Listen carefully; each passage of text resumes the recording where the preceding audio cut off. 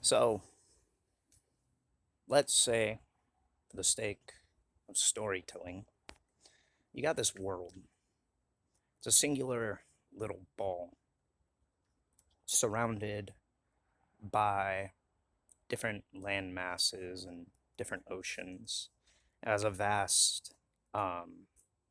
quantity of material resources that kind of over time grow, change. For the majority of its spanning, the world is kind of a biological garden. It's an alchemical cocktail pumping out different quantities and forms of life. And on this planet dwells a species with an inherent link to the natural world and the environment around it. A link that is so curious in its nature at the magnitude of its own ability to perceive, to feel, to think, to breathe. That this species, through its capacity for understanding, its capacity for creativity, its capacity through storytelling, is able to communicate its ideas through epigenetic coding, um, sound, somatic movement, the creations that it make, reflective through art, science, philosophy. The species grows ever more complex and yet ever more curious as to the direction it is taking. It builds from the smallest villages to the most grand spanning civilizations that it could possibly create with the materials around it. And all the while, that growing complexity is reflected in the ever changing roles of what it creates. The architecture changes with the passing of time as things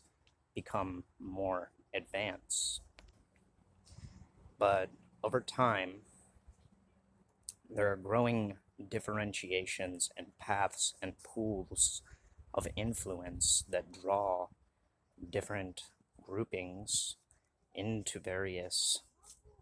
principles and ideas that they use to go about this relation to the world and others around them. Some ideals differentiate entirely from one set of principles, others share parallels through different storytelling, different symbolism, all kind of pointing to various underlinking themes and concepts and ideas that, when understood and applied, span and give a lifetime a modicum of ability to navigate the world, the external environment, in a very resourceful and understanding manner. That one is in a symbiotic relation to both the world they are living in itself and the various inhabitants of the world. And it is all a kind of stellar game and dance in walking life. It is not really a complex game. It has more so to do with providing and contributing for one another, the people around you, more than anything, to help stave and make the lifetime of weathering harsher conditions and circumstances and the various things that nature throws at us not necessarily as challenges and obstacles, although they can be seen as such, but understanding that the world and its terrain, its resources, are always in a state of continuous flux. They come, they go. We make situations and circumstances that help nourish and replenish resources, or we go through time periods where resources become scarce. Now, there are other polarities and spectrums that take and garner this understanding of the world, but they see it more as a game of managing the resources and the assets that the world produces. And when this transpires, a pathology is produced that makes what is necessary for human behavior to cohabitate in a civilization about preserving those assets and resources front and center. The thing that often comes with this type of living is that the very nature of the civilization as a construct becomes more about pooling materials than the actual nurturing and undertaking of the civilization itself. Everything becomes a wide-spanning, very long game of people putting their skills and their abilities and their talents towards operating what in essence is a kind of mechanical harvesting. And the methods of said harvesting and the constructing and reconstructing and refabricating and remolding of the civilization to build it up in its efficiency becomes more and more intricately complex over time, but oftentimes at the cost of the very beings in that grouping, the very humans within that civilization become more vehicles and avenues for this continued acceleration of a very streamlined system. Oftentimes, these systems, because they're centered and focused around the collection of materials and resources, become less symbiotic and more parasitic in their nature. When one begins a process of steadily drawing in resources, one runs the risk of hoarding those material resources and assets for the sake of status in the very structure of the civilization. The civilization at that point is no longer like a village or a place with qualities about really making sure the effort to actually sustain and make the living space of the beings taking care of the structure not only habitable, but a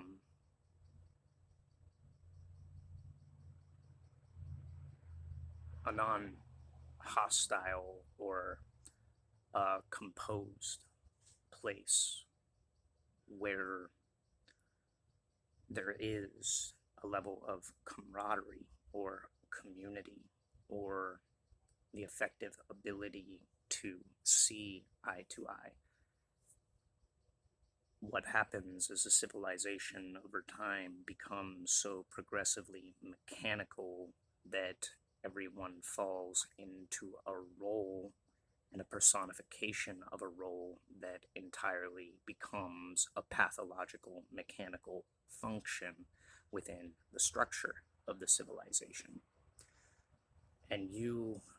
essentially live and abide that in that structure as nothing more than a role and a mechanical function. Because the civilization is streamlined and evolves continuously in a very mechanical way, its operations and the intensity of its operations demand a more continuous perpetuation of its function. So life and the perpetuation of life becomes a game more of capacity, productivity, and a kind of mandatory participation in order to garner and guarantee your survival in the civilization and the structure. But what honestly is surviving in a structure like that, if you are rinsing and repeating the same routine daily,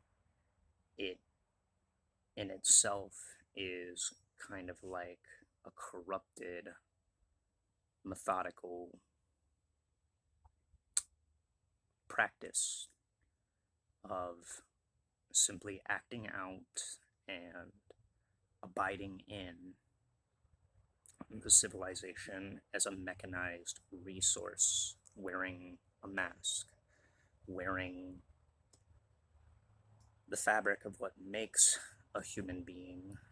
but less about the qualities of what it means to be human. The differentiation between a civilization that is built on its structure and its hierarchy of structure and order, and the operations of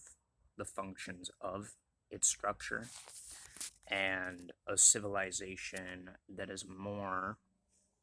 about maintaining a balance of symbiosis in relation to the world around it, where there is less emphasis on the construct of building and amassing the civilization into a kind of decadent temple, but more on the quality of living lifestyle for the people inhabiting the civilization, making sure that the relation of the civilization is something symbiotic and is of mutual benefit to everybody inhabiting it in one way or another, is that the civilization that builds and amasses great levels of resources is oftentimes susceptible to, as a byproduct of it being a kind of mechanical relation to the world around it, seeing the world as something to take resources from and hoard, that civilization creates pathologies within its living populace that become more like repetitive mechanical functions, and often living in a space that does not allow you a quality of accessing and living the more human elements of your life, the ability to step out from the influences around you, to breathe, to feel, to process thoughts and emotions, to evoke and express things that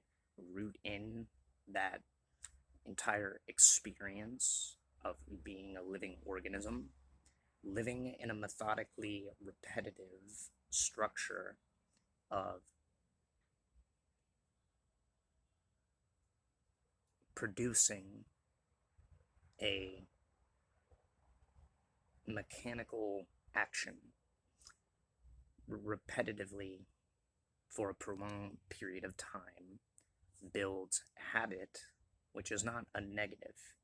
But habit and habitual nature and tendencies often come with a level of wear and tear that, if not addressed, if not taken care of, causes a pathology to be born in individuals that lead oftentimes to kind of maladaptive tendencies as a byproduct of living in an environment that is not fulfilling or sustaining. When your life becomes just centered around a singular, mechanical, repetitive action and focus, something we often call or subscribe the ideal to discipline, being the quality of shouldering and undertaking the burden of living in a kind of mechanized world, you are susceptible to have that very structure and system that presses you into these mechanical functions and roles break you down, no different than a part in a machine. Because the civilization is set up to treat its people less like living organisms, less like biological living things, with thoughts and intelligence and emotions and broad spectrum of experiences, what is born out of that circumstance is treating people themselves no different than the mechanical components of the structure. They become replaceable, expendable. They are treated just as resources. And so that breaks down a layer and a level of human connectivity, the ability to have a connection betwixt people in the civilization and society. We begin to see people merely as the roles and the functions they serve, never really asking or questioning, but knowing deep down from our own experience and some of the isolation that we experience in our own lifetimes, that there is a human being under that with a complex timeline of experiences, both positive and negative, that they are processing and going through circumstantially no different than us. But we've created and elaborately backed ourselves into a labyrinth of mechanical functions that continuously make our lives more centered around the machinery of the civilizational architecture. You want to live an opulent life? Well, you have to chase status and wealth and put your resources and your time and your efforts into learning a function that is going to propagate that.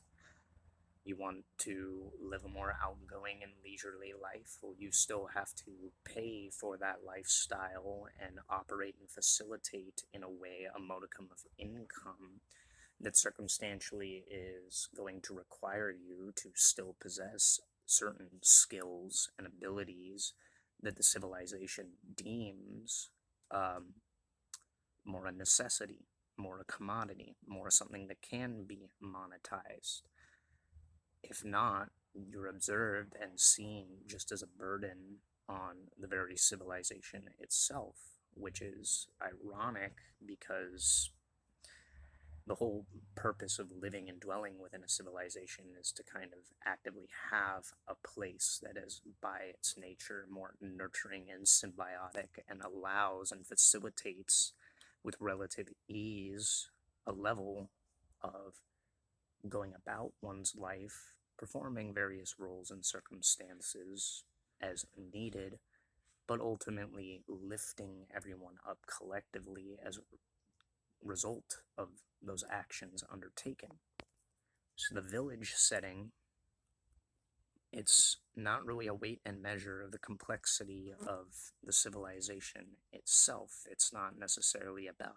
collecting and amassing resources to build a kind of machine architecture behind the civilization, because the civilization is not the architecture. The civilization is the people dwelling within it in a more open kind of space of an active community that has a more like interconnected play of its relation to one another, that is symbiotic. They care for and they nurture for one another. They make the roles less about the functionative quality of the human being and more about making each human being feel whole and complete, and giving them space, giving them a quality of life that makes actively participating in that civilization more an interconnected, interplaying thing rather than just living sequestered as a cog in an otherwise uncaring machine. I think a lot of what the simpler civilizations, if you want to deem them that, understand more so than the more advanced civilizations do, is that having a relation with the world around you and the people around you ultimately is more fulfilling, more sustaining and nourishing and of benefit to everyone and everything living in it than a mechanical function that comprises and collects vast amounts of resources to try and build itself up, not for the benefit of its populace, but so the machine withstands the test of time. So the machine, the architecture, withstands as a civilization. That becomes both a fortress and a prison over time, gradually, as its architecture becomes more complex, as pathologies roll out and different habitual things and tendencies become rooted in the very apparatus of the civilization itself. It opens pathologies and ways for people with maladaptive tendencies or certain pathological thoughts to intercept and worm their way through that structure and use it as a hierarchy of power. One that can be manipulated, one that can be distorted, one that ultimately can use its populace in a parasitic way, in a parasitic manner. And slowly, that fortress, that prison, begins to crumble on top of itself because all it really was a very complex sandcastle with a lot of different dynamic stories happening in them, but those stories not really sharing a collective relation of actual human qualities and principles within it. It was entirely just centered around a very mechanical, articulated, and callous dynamic of pushing efforts in order to build up, in order to prop up the structure itself. Nothing more, nothing less. And it was all done so that the civilization might become more advanced over time, but what ends up happening as a resultant consequence of people with certain pathologies intercepting and overtaking it is that the resources that were hoarded and all the advancements of the civilization become a tool and an apparatus that slowly gets drained from the people actually keeping the civilization operational towards the people who use their power and their wealth and their resources to control and run and operate things. And over time, the entire civilization becomes corrupted by this principle. The machine and the architecture becomes bent to the whims of whoever is running it at a given time, and the entire civilization becomes nothing more than a kind of factory, a kind of prison cell, a kind of fortress that everybody is forced to abide within. One that becomes stifling and stagnant and essentially decays from the inside out over time. Another thing that happens on this planet is that diatribes form from the different ideals and beliefs and kind of cultural backgrounds that they're born out of, and as a result and consequence of these differentiating ideals and beliefs, it creates a formality of division between different principles. Division that is often born out of very arbitrary things, but steadily grows in the differentiations of what people are acting towards and for. People in a civilization that is rooted more in caretaking and undertaking the burden and the responsibility of using the civilization as a platform to nurture and cultivate and grow its people for the sake of this kind of balanced symbiotic way of life, often don't face the struggles of undertaking and shouldering one another's burdens because there is a level of community. They don't require the amount of complexity in the architecture to pass down or teach and guide and mentor people to developing skills that on the surface seem not primitive, but more about taking and cultivating the natural resources into something more kind of organic, more understanding that the elements of materials taken are not going to withstand the test of time, but can still be molded and utilized in a way that makes them effective so that when they deteriorate, it is still circumstantially something created from that entire process that served a role and a function, probably looked very beautiful, had a lot of craftsmanship put into it, and was therefore preserved. Whereas a civilization that builds and amasses its resources and hoards them and puts it towards building a very mechanical function that further draws and quarters people into very isolated roles, well,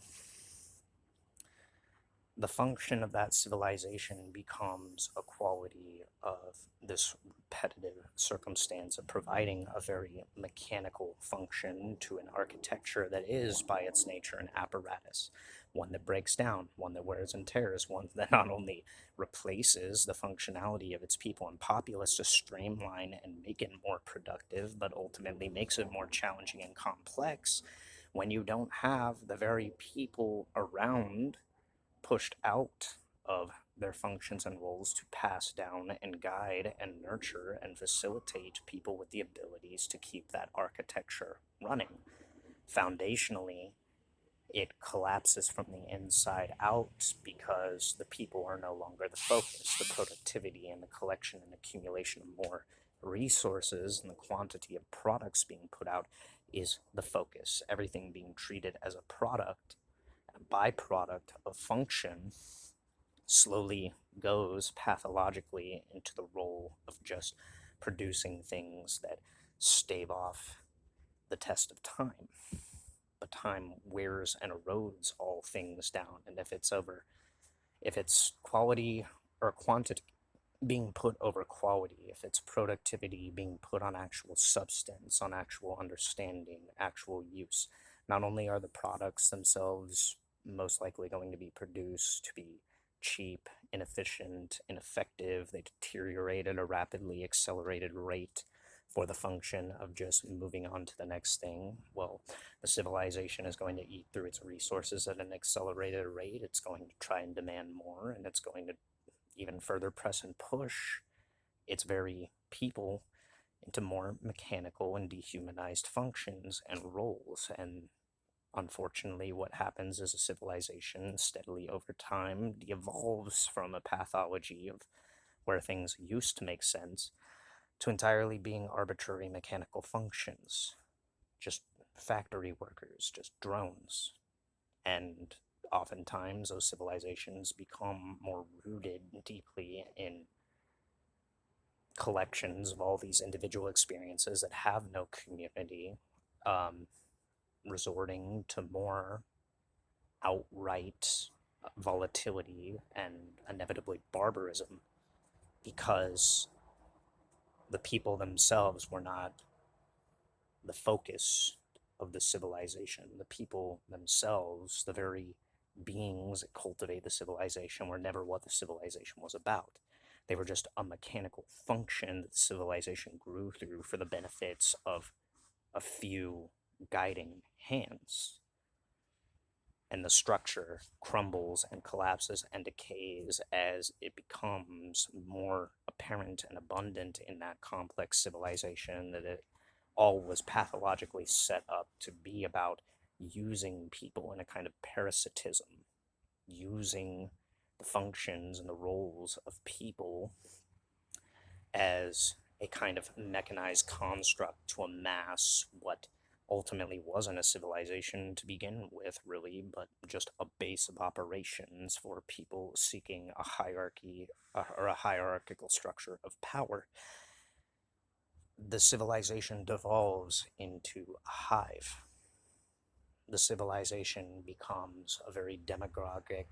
structure of mechanical functions and apparatuses,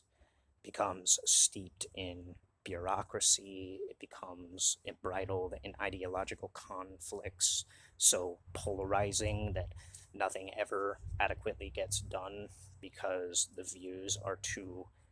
multi-spanning in their direction and not actually united by any set of like one conditioned principles and ideals, from continuously segmenting and isolating and dividing its populace, that nothing really can grow or flourish out of that. So ultimately, what happens as a resultant consequence? That civilization begins to cave in on itself from the inside out. There's nothing really of quality or substance that is actually being propagated by its current existence in that paradigm. It is just a monolith unto itself, propagating and pushing mechanized functions to keep it up and operating. It is, by all intensive purposes and its nature, just a machine, and a Rube Goldberg device type machine at that. It keeps its civilization alive just enough to run the functionality of keeping it upright.